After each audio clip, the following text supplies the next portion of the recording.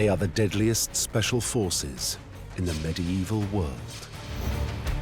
Their symbol is the dagger. Experts in disguise, masters of stealth. They strike out of nowhere. They made themselves appear like ghosts. They would come in, stab, disappear. Terror is their greatest weapon. It's psychological warfare. It's about the impact that you have. This is the story of how a tiny community takes on the most feared warlords of their day. They were a small, marginalised, persecuted sect. They would become a legend. The first true assassins.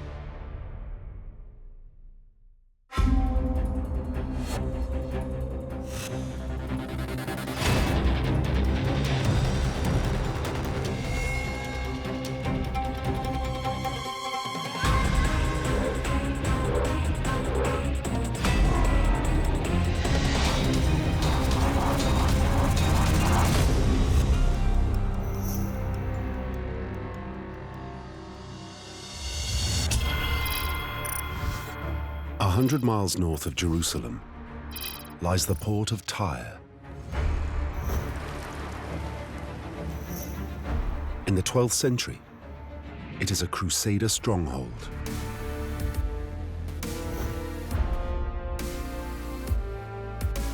Its ruler, Conrad of Montferrat, is about to become the most powerful man in the Holy Land, the Crusader King.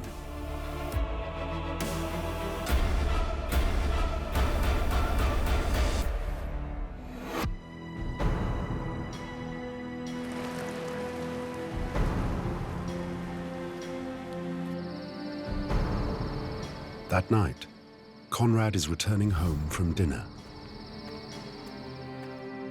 He's going along a particularly narrow street. There's two men sat one on either side. He believes they are monks, trusted members of his household. But Conrad is about to fall victim to the most feared Black Ops force of his time, the legendary assassins.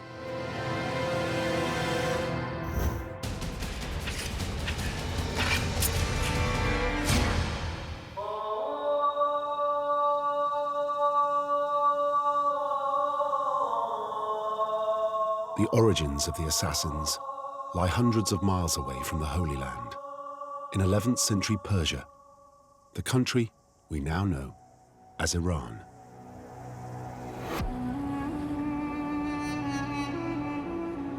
The Islamic world is torn apart by the age-old struggle between Sunni and Shiite Muslims. It's a division about who follows the truest Islamic tradition. The Sunni believe that they are the rightful preservers of that tradition. They're the party of the community. Their rivals, the Shiites, support a different tradition that takes its authority from the Prophet Muhammad's descendants. The followers of Ali, the son-in-law and the cousin of the Prophet, say that the imams, the political religious leaders of their faith, should descend from him. Even today, this rivalry within Islam fuels bitter religious conflict.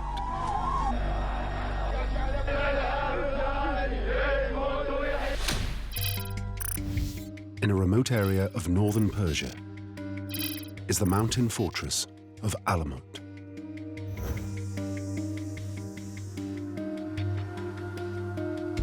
It is here that a particular Shiite community, the Ismaelis, takes refuge. They were a small, marginalised, persecuted sect of Islam at a time when it was extremely unhealthy to be any of those things. Their base is known as the Eagle's Nest.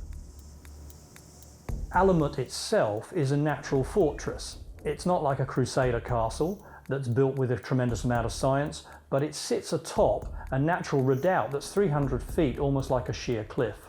and at the bottom you've got very deep gorges. It's very, very difficult to approach.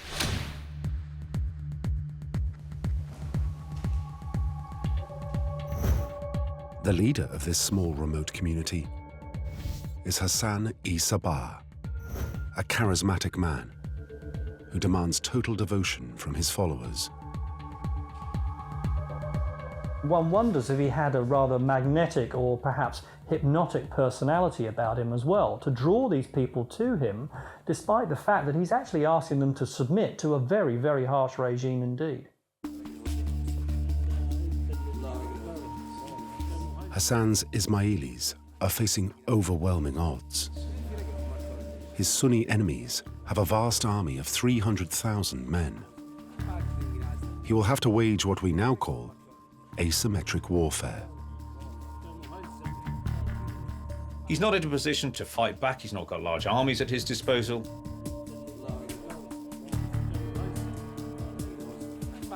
To survive, Hassan has to find something he can do, even with limited manpower.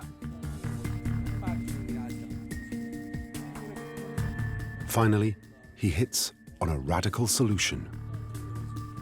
He will decapitate his Sunni enemies by murdering their leader.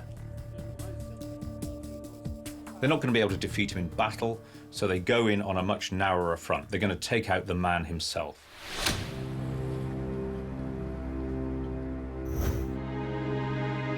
At the top of the Persian hierarchy, Nizam al-Mulk is a champion of Sunni orthodoxy.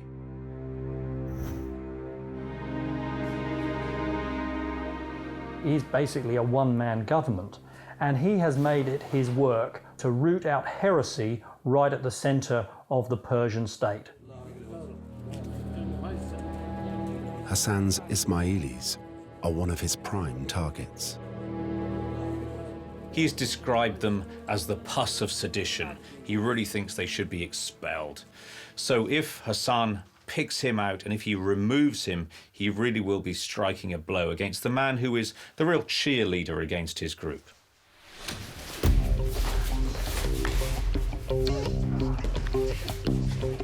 Hassan starts to train an elite squad to carry out the mission. They're chosen from his most devoted followers, the Fidaien. The early Fidaien were almost certainly from that particular area of Iran. So these are tough mountain men. Hassan begins by teaching them how to fight at close quarters.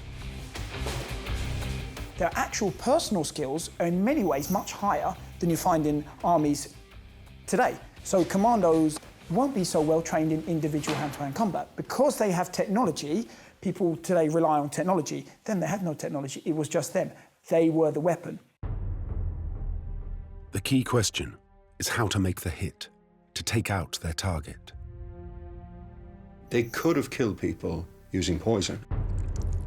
But the victim could take an antidote and survive. They could have killed people using arrows or projectile weapons. But there's always the risk of missing the vital organs.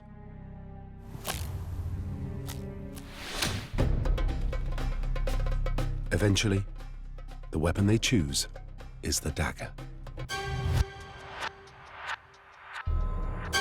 Striking up close, you can make sure of a kill. A dagger gives you a greater chance of actually achieving your aim. But using daggers in combat demands immense skill. Throughout history, there's only 3 different types of weapons available in a dagger.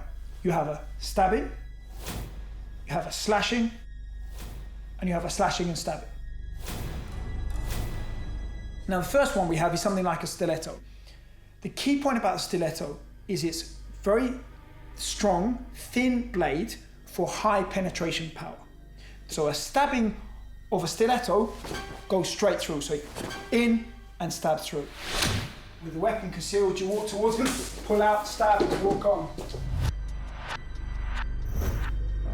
The next type is a slashing blade. From here, they would just draw and slash.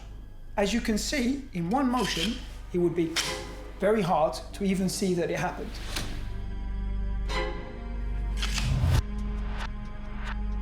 The third major design would be a slashing and stabbing weapon. Now, this is a modern version. So from here, it's got a sharp blade that curves. It would also have a back blade, so you can cut back if you miss. Very strong guard here. This guard allows you to stab down very heavily. So you have different options as to how you move and how to combine it.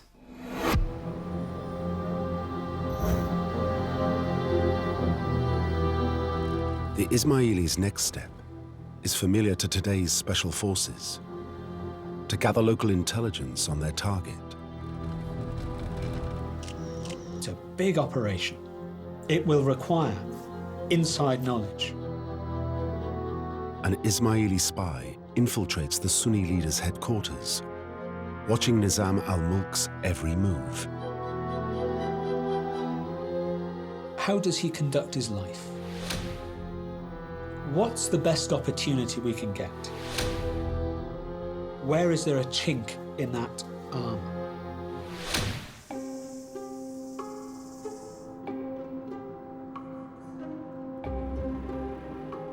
This information is fed back to base.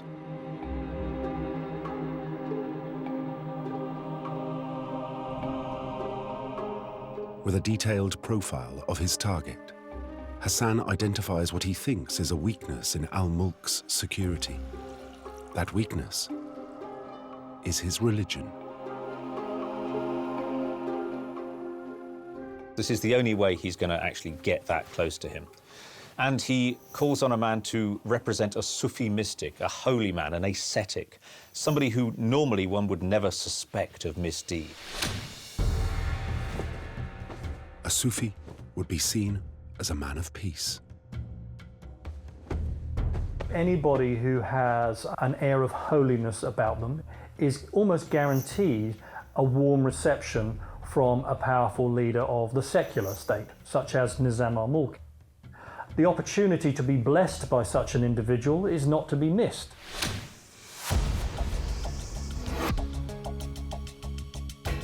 Having worked out how to get close to him, Hassan's next problem is how to kill him. The trick is to use distraction. The person must be distracted by an event, so you trip or you drop something, and this moment you exploit it.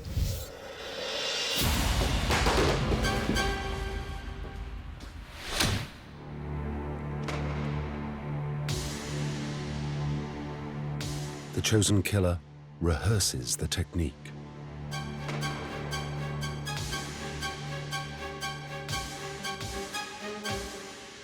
After months of training, he is ready.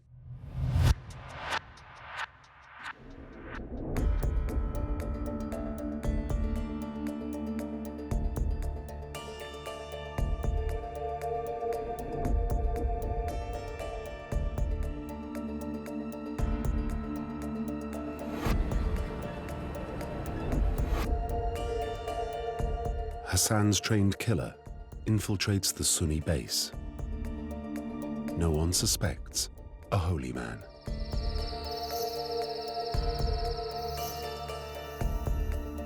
In the quarters of Nizam al-Mulk, there is no sense of any threat. Everything is routine. At this time of the evening, Nizam al-Mulk is probably in high spirits. He has finished his work for the day. This is perfect timing for the Ismaelis. He's much more difficult to actually get anywhere near during the normal working business day. So no doubt in his own mind, he's thinking of the pleasures of the evening among his women.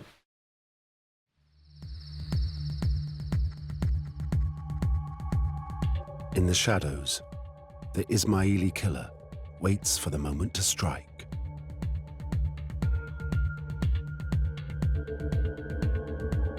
Al-Mulk is about to be carried off to his harem on his litter.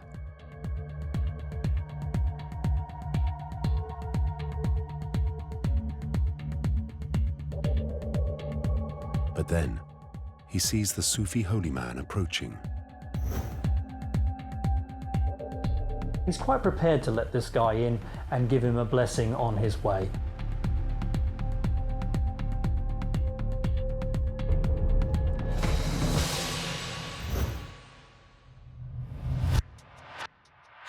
He stabs the man, stabs Nizam al-Mulk and kills him. The distraction has worked.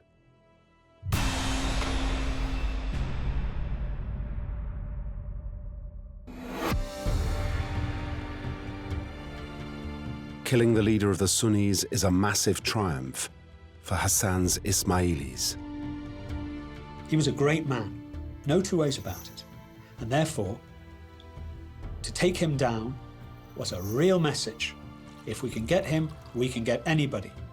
So you take on the Ismaelis of Alamut at your peril.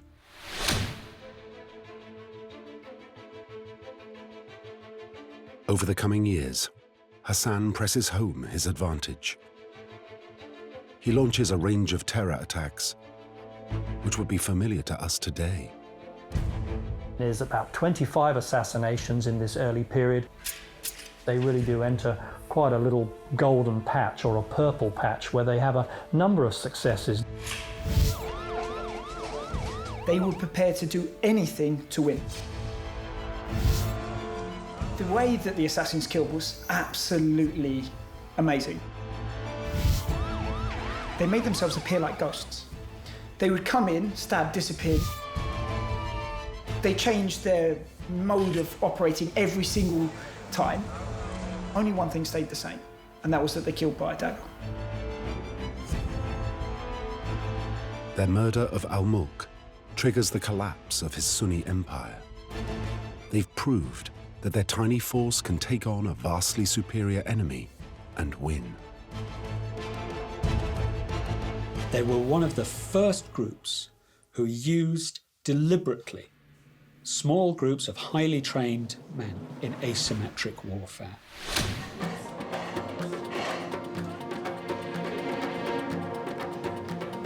The success of Hassan's elite killers becomes a talking point on the streets. They are celebrated across the Middle East in a popular poem. It says that with one lone warrior on foot, a king, though he may have 100,000 troopers, would be in fear. Soon, the Ismaelis discover that, like today's suicide bombers, their strategy has a secondary effect. They create an atmosphere of dread.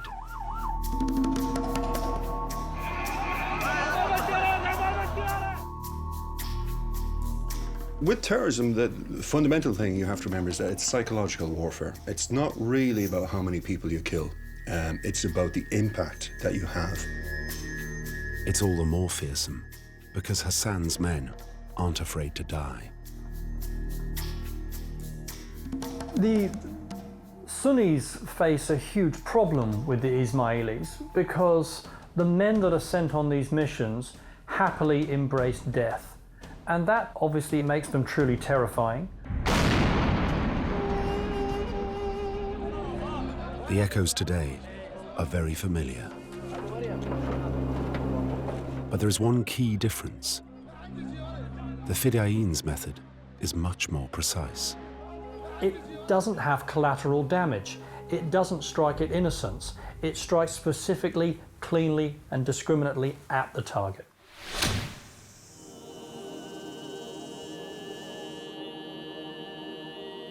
The Ismaili strike force is so successful, their Sunni enemies try to discredit them. They spread stories about a secret group of brainwashed killers living up in the mountains.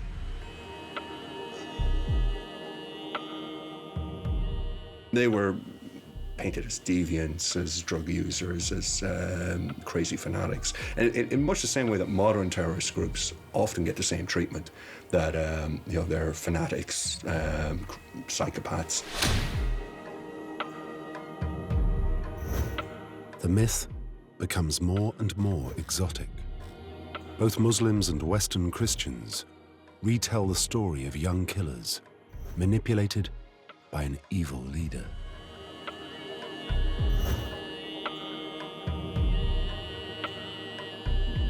There's talks of potions, promises of pleasure gardens forever.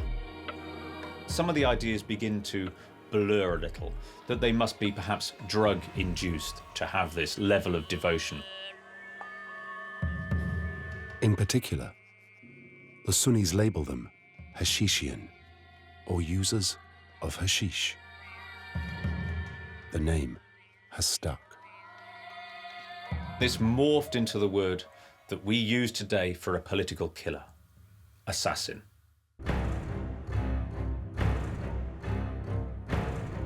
And so, a legend is born. Hassan's special forces become known as the drug-crazed assassins. I don't personally believe that they would have been on drugs. Imagine the focus you need. You need to confirm that target. The thing about drugs is it has an effect. It suppresses or depresses or enlightens. What it does is take away your focus. But defeating Nizam al-Mulk is only the beginning. In the future, they will need to use all their fighting skills to defend their community not only against their Muslim enemies, but a new threat from Christian crusaders. Some 50 years later, in the mountains of northern Syria, the Ismaeli assassins establish a new base at Masyaf. They take over a network of castles to protect their growing community, soon to be some 60,000 strong. But here in the Holy Land, they find themselves in the middle of an even more dangerous power struggle. A religious war is raging between Sunni Muslims and the Crusaders from the West. At stake is control of the city of Jerusalem and its sacred places of worship.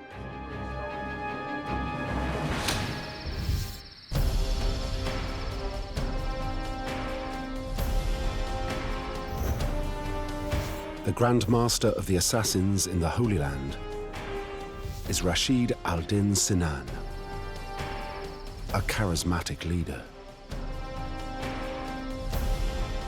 He's got a personality not dissimilar to that of Hassan-i Sabbah, the first great Grand Master. Again, hypnotic, also very engaging, erudite, highly intelligent, very intellectual, but also a paranormal feeling about him.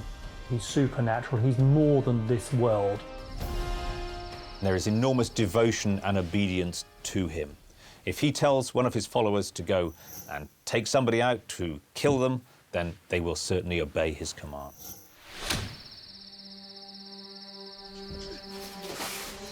Caught between the Sunni Muslims and the Christian Crusaders, Sinan decides to target the man he sees as his biggest threat, the leader of the Sunnis.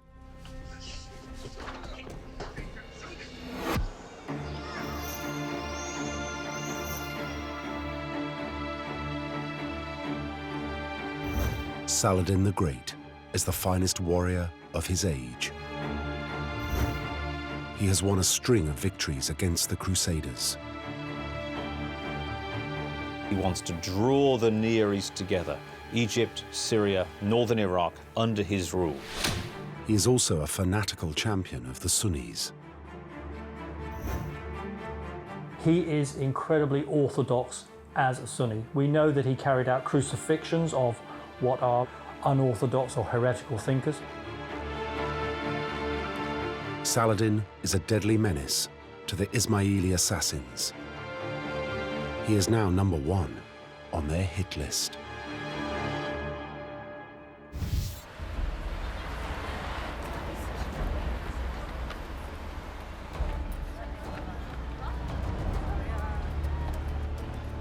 In classic assassin fashion, they begin by gathering information for their mission. Syria's bustling cities are an ideal source of intelligence. The first thing they would do is to start dispatching missionaries to recruit locals and build up a network, and then this network would bring back information and intelligence on what was happening there. They recruit agents most likely to give them local knowledge. There's a constant flux and mix of merchants, and we know that Ismaili penetration into the merchant class was very strong. So there's a grassroots intelligence available to Sinan. His real skill is that he taps into that so well. We hear stories of him using things like carrier pigeons for communication, but I think what's more important is that in his own mind, he maps out the various pressure points and power plays that are occurring in Syria.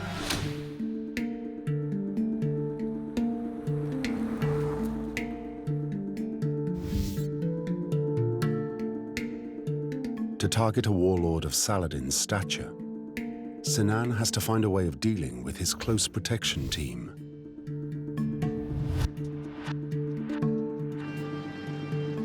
These leaders in a very, very hostile and dangerous world will have had the very best bodyguards in the business.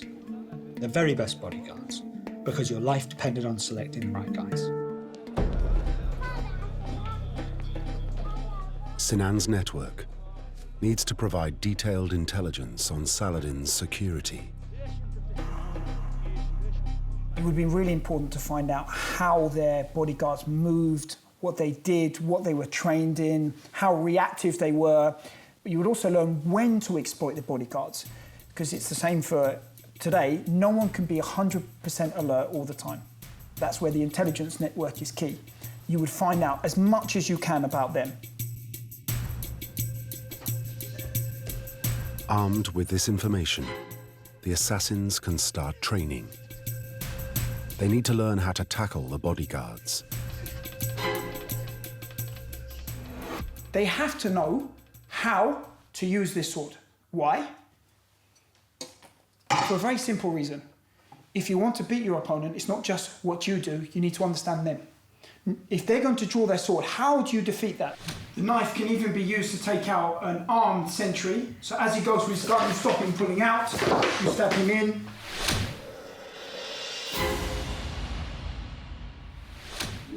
They practice how to take out a single sentry. First thing you must do is grab his head, pull him in, and then you finish with another stab.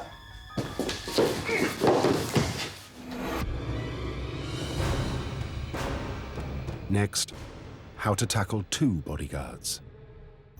The weapon is hidden, and you walk forward in a calm and composed and respectful manner. Pull out, stabbing 2 shots, and 1 more shot to finish.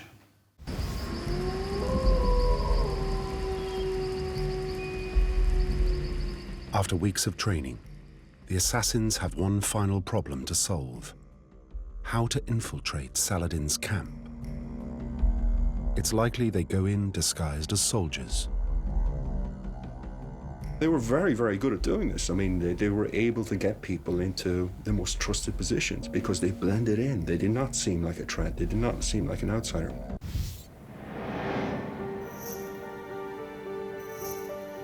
"200 miles north of the assassins' territory, Saladin is on campaign. He has no reason to fear a personal attack. He is relaxing in his tent on the day chosen for the strike. The assassins make their move.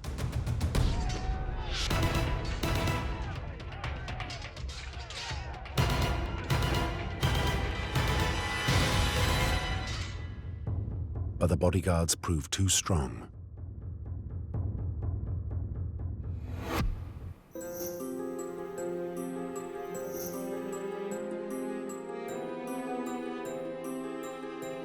For Sinan, it's a setback, not a complete disaster.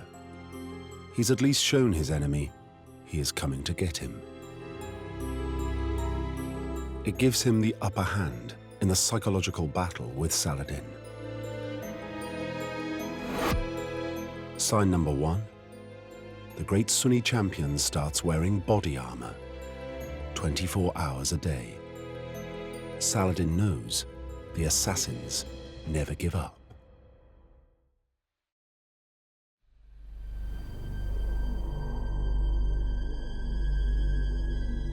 Up in the mountains, Sinan bides his time.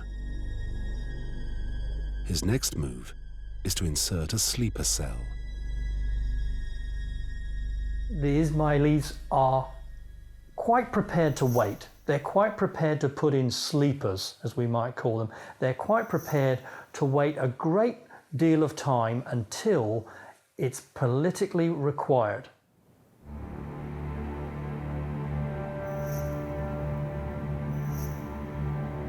Two years later, Saladin is again on campaign in northern Syria. He's unaware the assassins have secretly inserted an agent within his own bodyguard.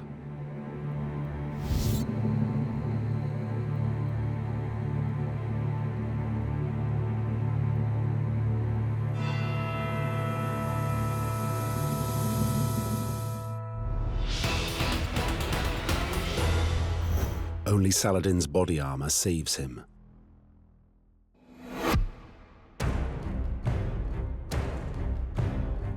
The great warlord can no longer tolerate this threat. He decides to take the attack to the assassins.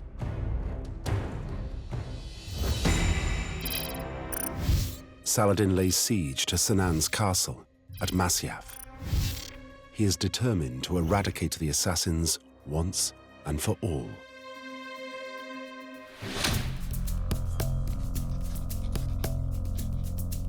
Cut off and surrounded, Sinan is now in real trouble. Even killing Saladin might not save the Ismaelis. He needs to make the Sunni leader take his army away. Sinan has to come up with a completely different plan. Sinan has realized something. At this stage, what he can see is it's going to be more effective for him to engage just a little bit with this sultan.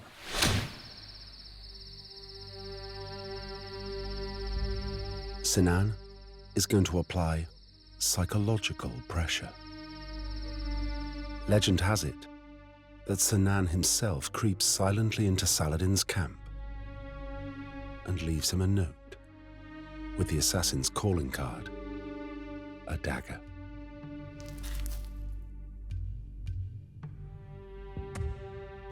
What you wanted to do, ideally, was intimidate them.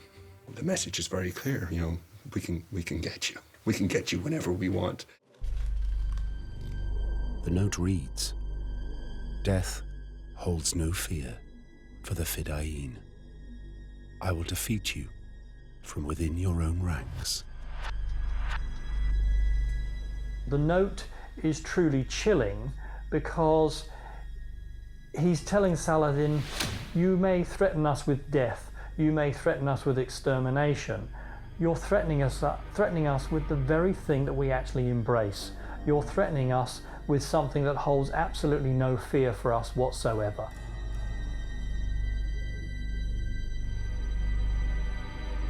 Sinan's scare tactic works. Saladin agrees to open negotiations. Sinan has made a huge psychological dent into Saladin here.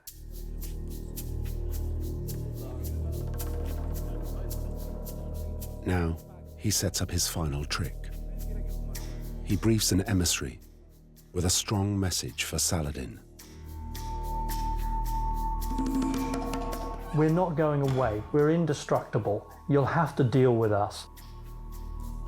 Sinan makes it clear this is a message for Saladin alone. The emissary makes his way to Saladin's camp. He insists that he must speak to the Sultan in private. The negotiator says, this is just for your ears, not for anyone else.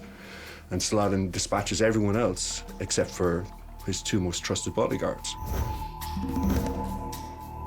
The emissary again pushes him and says, no, this is just for you. Why do you allow these two men to stay? Saladin replies, I trust these men as my sons. Whatever you can tell me, you can tell them, they won't leave. The emissary then plays Sinan's trump card. He turns to the bodyguards and he says, if I order you now to strike this man down, will you do it? For Saladin, it's a shattering moment. His most trusted bodyguards are revealed to be assassins. They're sleeper agents who've been implanted in his organization for years. And right now, if ordered, they will kill him. Now, that doesn't happen. The negotiator's just making a point. We can kill you. You trust these people more than anyone else in your whole entourage, and they are actually the assassins. And if these guys can be the assassins, who else might be the assassins?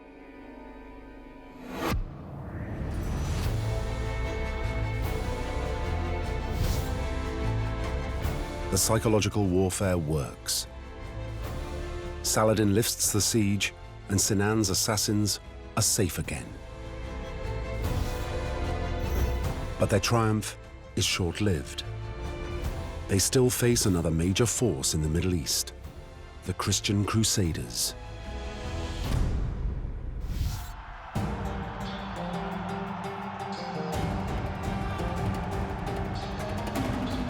For the next 15 years, the Holy Land is a bloody battleground.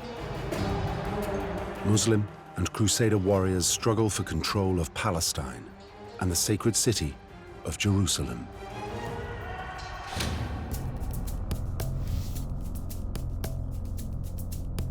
Finally, it falls to Saladin and his Sunni forces. 100 miles to the north, the Crusaders still hold the port of Tyre. It is here that a new threat to the assassins is emerging.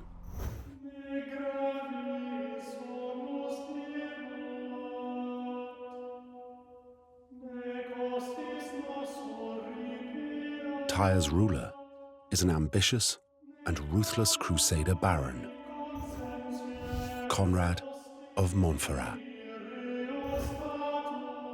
He's part of a crusading dynasty. He's there for life, and he's there to expand his lands. He is a real problem. There's every potential for Conrad to become to the Christians what Saladin had become to the Muslims. He's clearly a powerful figure, a dynamic figure, somebody whom you would need to be aware of. And Conrad has already made enemies of the assassins. There's a story that an assassin ship arrives at the port of Tyre, and Conrad has the goods confiscated and the crew taken prisoner. And Sinan says, you should return these things to me and release the people. And twice Conrad says no. Saying no to Sinan is potentially quite dangerous. I think it means that your card is marked.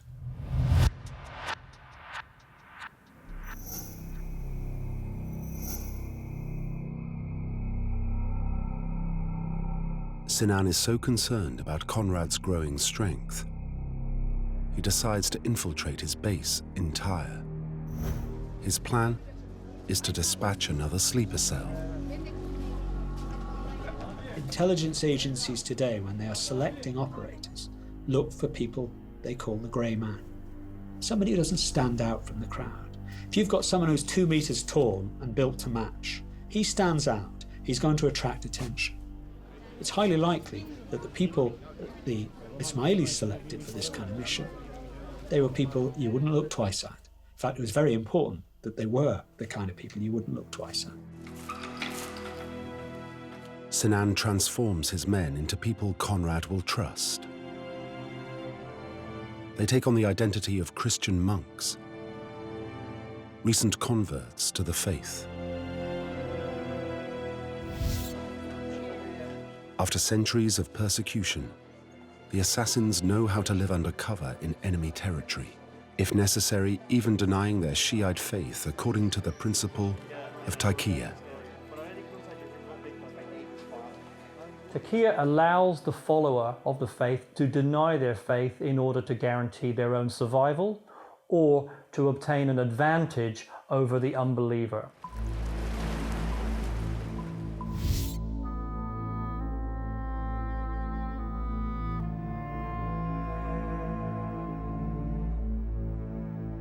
But the assassins have to play their role carefully to avoid raising suspicion.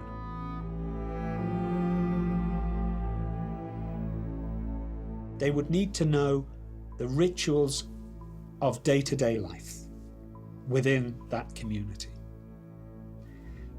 They would need seamlessly to fit in to the routines of the day.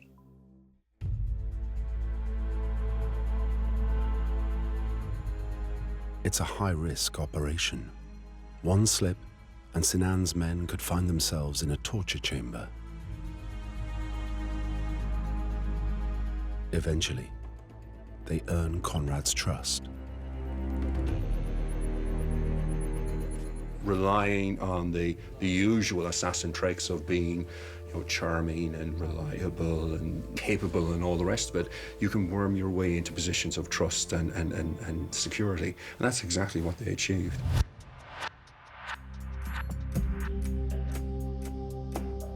Over the next 6 months, they keep a watchful eye on Conrad. At this stage, their orders are to spy on him, not kill him. But then, their plans change. News reaches Tyre that Conrad has been elected the next Crusader King. It will make him the most powerful Christian leader in the region. It's disastrous news for the assassins. Sinan has to act fast. That week, he sends his own messenger to Tyre. It's time to activate his sleepers. Conrad must die.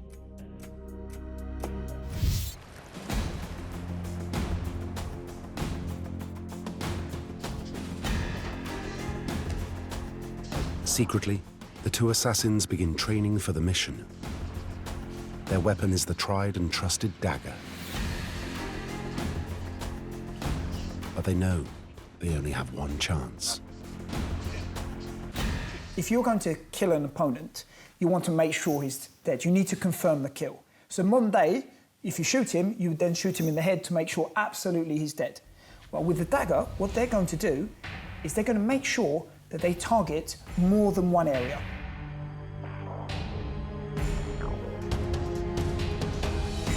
Only when they've perfected their moves do the assassins go for the kill.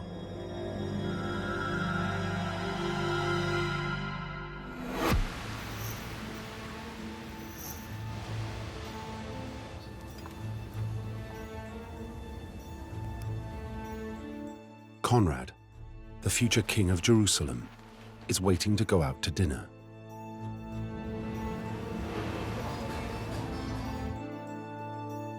While it's pretty common for medieval chroniclers to always blame women, there has been a suggestion that his wife was taking too long in the bath, and so he left alone. Conrad walks out into the streets to dine with a friend. Things are coming to a head. We know that Sinan has to get a result, that Conrad must die, because the coronation is coming up soon. So the sleeper cell decides to take its chance at this point.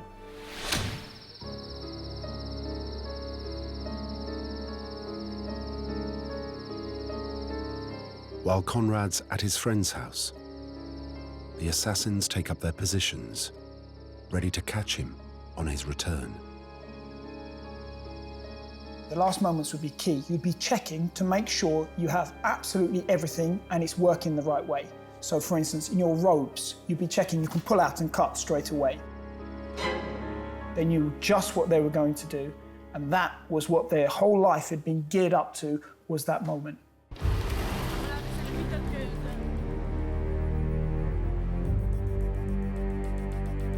Later that evening, Conrad begins to make his way back from dinner. I think we can imagine a man who's not really looking for immediate threats that are posed to him. He's going along a particularly narrow street. There's two men sat one on either side. And when he sees these two figures by the side of the road, figures whom we hear that he's apparently reasonably familiar with, I think his guard would certainly have been down. And then they strike.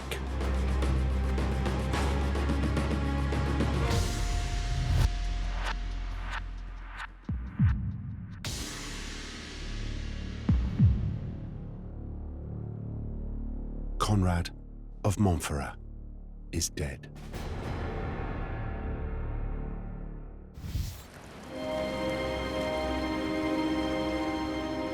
The murder of Conrad of Montferrat represents the most high-profile assassination carried out by the group at the Crusader age. So it really had a powerful impact. It's a story that would have got across Europe and across the Near East as well. It's not long before rumors begin to spread. It's said that one of the assassins was captured and claimed they were working for Conrad's rivals. Some point the finger at the Crusader warlord, Richard the Lionheart. Others say it was Saladin. This was a very convenient guy to kill, and there were a lot of people who benefited from it. But exactly who instigated it, who wanted it, who endorsed it, we don't know. What we do know is that the assassins would not have killed him if they felt it went against their interests. Sinan tells no one the true story. It only enhances the myth of the assassins. The assassination of Conrad of Montferrat will be his greatest triumph. Within a year, Sinan is dead.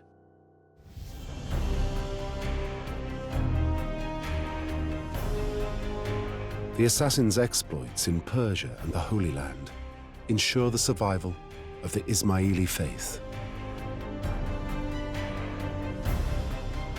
This is a community and an idea that survives for nearly 2 centuries against overwhelming odds. After many setbacks, Ismaelis continue to thrive around the world. This is the legacy of the assassins, who resisted their most powerful enemies for so long.